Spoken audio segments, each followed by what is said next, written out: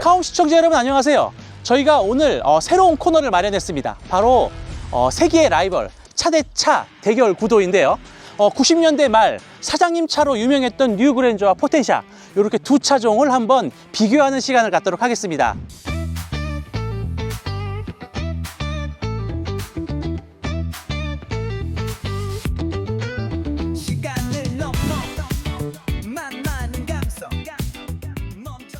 (90년대) 말 치열한 시장 속에서 각각의 대결을 펼치면서 우위를 다져왔던 두 차량들을 한 번씩 비교하는 시간을 가졌고, 그 첫 차로 바로 90년대 사장님들의 차량입니다. 쇼퍼 드리븐, 오너 드리븐, 그런 말이 있어요. 쇼퍼 드리븐은 말 그대로 이제 운전기사가 모는 차, 오너 드리븐은 이제 차 주인이 직접 모는 차입니다. 그랜저 같은 경우는 위세가 대단했습니다. 처음에 각 그랜저 나왔을 때는 대형차를 대우차들이 다 잡고 있었는데, 대우의 로얄 시리즈를 완전히 압살한다고 할 만큼 그랜저가 완전히 시장을 장악했던 시기입니다. 그때만 해도 각 그랜저는 굉장히 높으신 사장님, 아니면 고관 대작, 고급 공무원들, 장관님들, 막 높으신 분들 타는 차였어요. 각 그랜저가 지나가면은 경찰들이 누가 타는지도 모르고 경례부터 붙인다더라, 그런 식의 농담도 있었고요. 저희 친척분은 각 그랜저를 사니까 바로 세무조사가 나왔다고 합니다. 굉장히 부의 상징이었어요. 운전기사를 두고 뒤에 타시는 분들이 많았는데, 각 그랜저에서 이제 이 뉴 그랜저 시대로 넘어오면서 조금 시대가 바뀝니다. 각 그랜저가 나왔을 때 이 각 그랜저가 갖고 있는 대형 시장을 그냥 지켜만 볼 수 없다 해가지고 기아차에서도 승용차 시장을 진출하면서 마츠다의 루체 모델을 그대로 들여온 것이 바로 이 포텐샤 차량이에요. 근데 포텐샤 차량 디자인 보시면 아시겠지만, 초창기 클래식 모델 같은 경우는 각 그랜저랑 되게 비슷하게 아기자기한 맛이 있거든요. 디자인이 80년대 후반 일본 차의 특징을 가지고 있는데, 그 차량이 같이 경쟁을 하다가 뉴 그랜저가 나오면서 이렇게 이제 대결 구도가 됐습니다. 우선 서설이 길어졌고요. 그러면은 하나하나씩 살펴보도록 하겠습니다. 뉴 포텐샤 차량입니다. 서론에서 말씀드렸다시피 아기자기한 맛이 좀 있어요.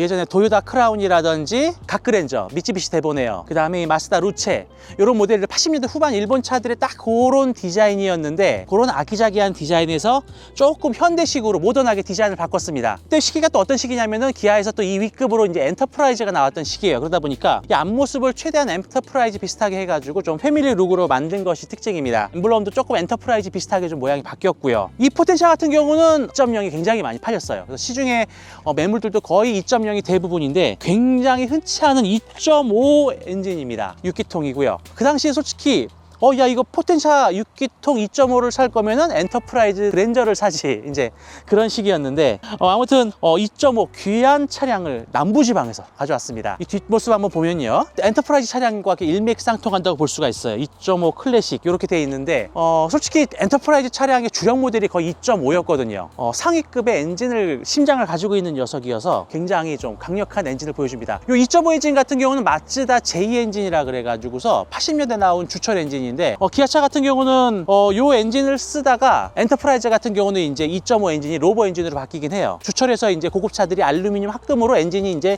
변형되는 시기였는데, 그래도 나름 마력수는 괜찮은 차량입니다. 디자인은 어떻게 보면 좀 무미건조하다고 할 수 있어요. 굉장히 깍두기 차량 같기도 하고 정갈하고 단정하긴 한데, 뭔가 좀 특징과 이렇게 인상적인 맛이 없습니다. 실내를 한번 보면요, 도어를 열면은 그 세기말 그 당시에 그 우드 그레인 모습이 있고요. 처음에 얘기했던 그 일본차 특유의 느낌의 그 쉐이드, 고급 직물 시트가 있습니다.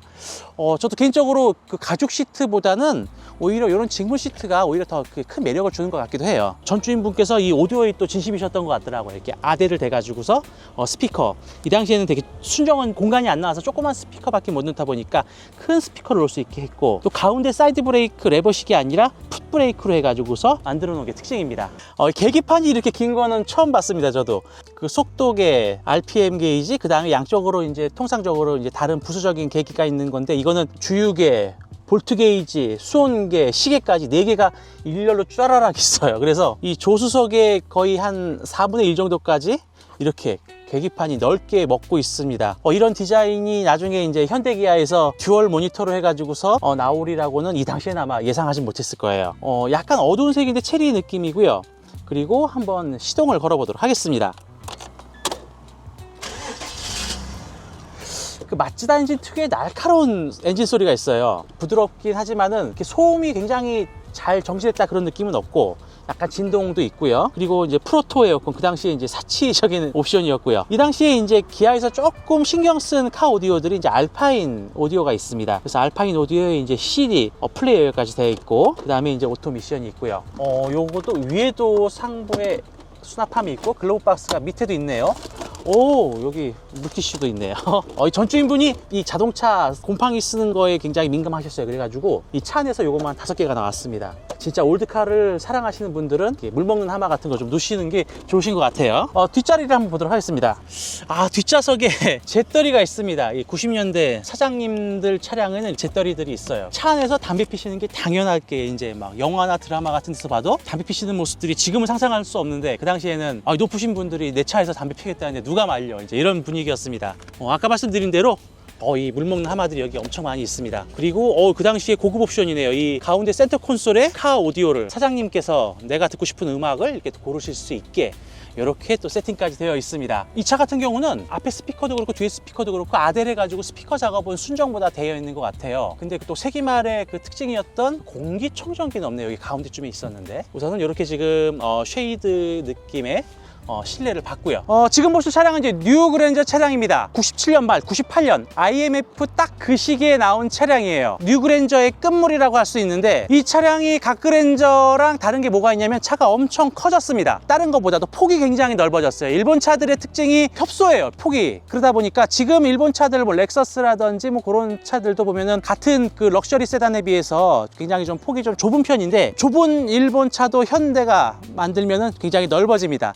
이 그랜저도 처음에 그 각 그랜저 데보네어에서 좀 넓어졌죠. 갤로포 같은 경우도 굉장히 좁았는데 갤로포를 기반으로 한 테라칸이 나오면서 또 굉장히 또 넓어졌습니다. 현대가 손대면서요. 또 단적인 크기가 스타렉스입니다. 이게 뭐 미쓰비시 델리카를 데려오면서 굉장히 디자인이 옆으로 폭으로 굉장히 넓어졌어요. 미쓰비시 차량들을 굉장히 옆으로 늘리는데 아주 현대차가 전문적인 회사입니다. 그 기존에 있던 각 그랜저보다 거의 한 10cm, 한 뼘 가까이가 폭이 넓어졌어요. 굉장히 옆으로 퍼진 느낌이어가지고 저도 어렸을 때 처음 봤을 때 차가 굉장히 웅장하다, 우람하다, 그런 느낌을 줬습니다. 그러다 보니까 이 뉴폰테샤 같은 게 각 그랜저랑 어떻게 해볼 만한 차였는데, 폭에서 한 8.5cm, 9cm 정도가 협소하다 보니까 고급차를 찾으시는 분들한테는 큰 차별점이 되고 말았어요. 이 차도 역시 2.0이 많이 팔리긴 했습니다.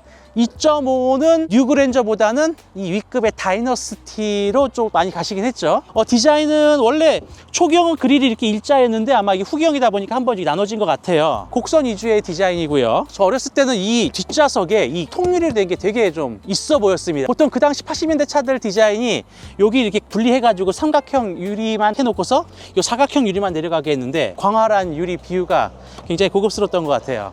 이 옛날 분들이 이거 똑같이 V6 3.0이라고 이렇게 해놓으셨어요. 이게 3.0이 아닌데, 그래서 지금 어렵게 지금 2500 이 엠블럼을 구해가지고 지금 또 이 차의 정체성을 딱 확립시켜 주기 위해서 왔습니다. 2.5의 정체성을 확립시켜 줬습니다.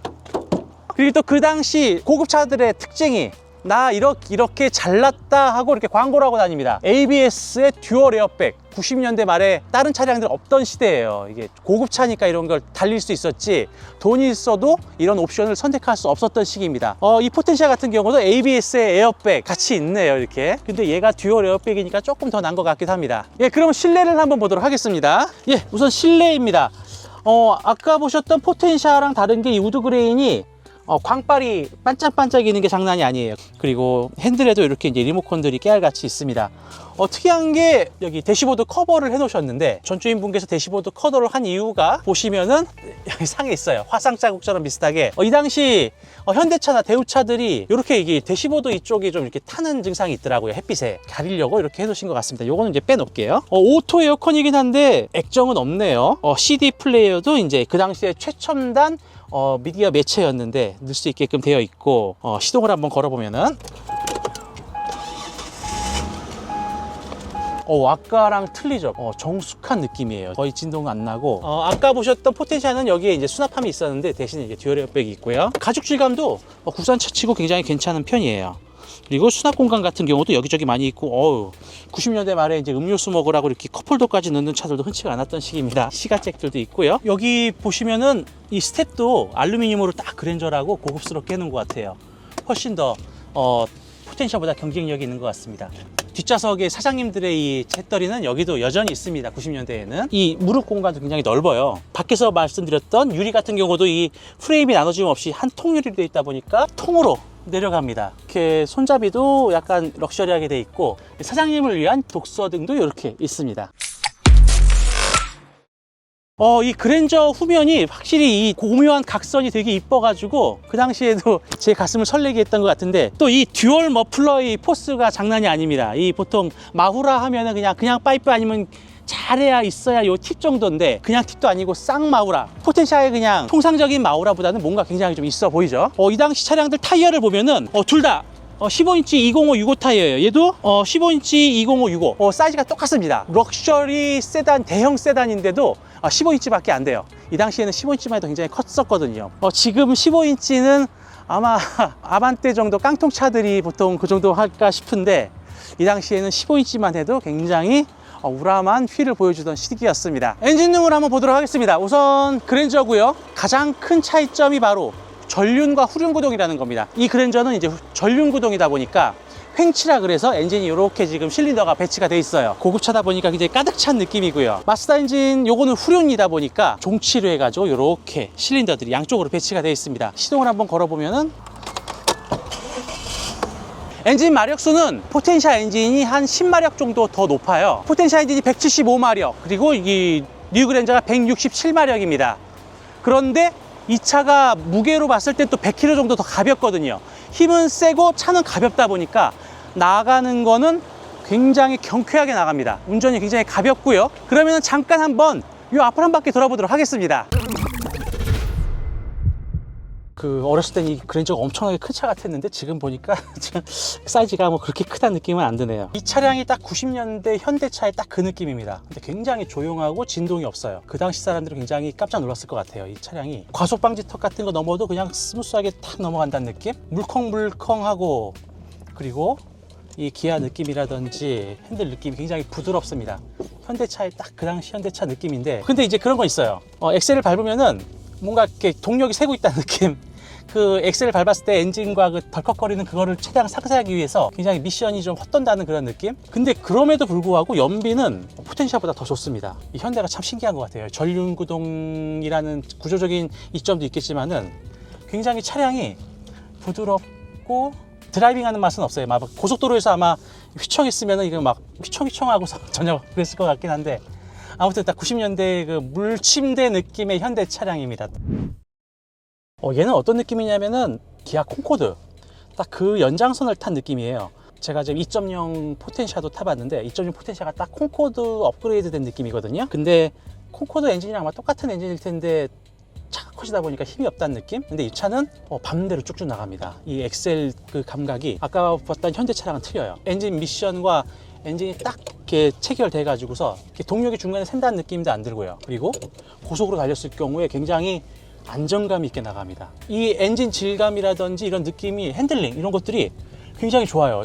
만약에 그때 가서 제가 두 차량을 비교하고 탔다 치면은 그랜저보다도 이 차를 샀을 것 같아요. 되게 운전하는 재미가 있다 그래야 되죠. 그렇지만은 이 차는 이제 운전은 기사들이 하다 보니까 뒷좌석에 타는 사장님들은 솔직히 이런 드라이빙의 묘미가 큰 의미가 없었겠죠.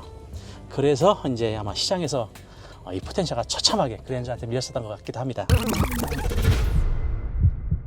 우리 카홈의 첫 라이벌 대결 영상입니다.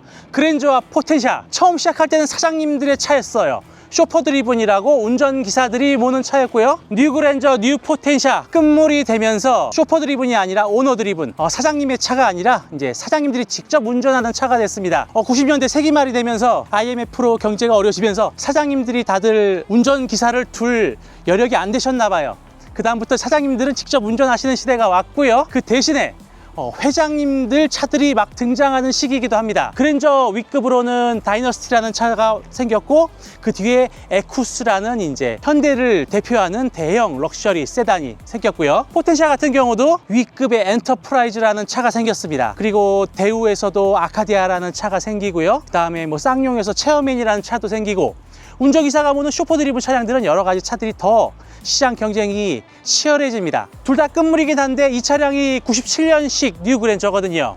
97년 말 정도 되니까 98년에 바로 XG 그랜저가 나옵니다. XG 그랜저서부터는 완전히 이제 오너 드리븐 차, 운전기사랑은 전혀 이제 매치가 안 되고 주인이 운전하는 차가 돼요. 원래 그 차량 자체가 마르샤 후속형이었는데 그랜저라는 이름을 달고 나온 차량이거든요. 그러다 보니까 어마무시한 XG 그랜저 상품성을 무장한 차가 나왔는데도 포텐샤는 솔직히 그 당시로 들어가면 이 차를 누가 뽑았나 싶어요. 2.5 그것도 기아차 임원분이셨을까 싶기도 한데, 이렇게 기아차 포텐샤는 쓸쓸히 시장에서 밀려서 사라지게 됩니다만은, 이 차량이야말로 대한민국 차 럭셔리 차량 중 흔치 않은 후륜구동 차량이 됩니다. 제네시스가 나오기 전까지 말이죠. 그 이후에는 후륜구동 럭셔리 차량을 몰려면은 뭐 독일차라든지 수입차를 몰 수밖에 없는 상황이었어요. 20세기 말 후륜구동 럭셔리 마지막 세단이라는데 큰 의의를 두면 될 것 같습니다. 이렇게 지금 세기 말에 두 라이벌을 저희가 소개해 드렸고요. 세기 말에 사장님 차 하면은 갓 나온 SM5, 전에 한번 저희 다른 영상에 소개시켜 드렸죠. SM525 삼성그룹 계열사 사장님들이 타셨을 것 같아요. 폭망해가는 대우차의 슈퍼살롱 브로움 정도가 있겠습니다. 그럼 세기 말에 사장님 차량들도 한번 저희가 다음에 한번 또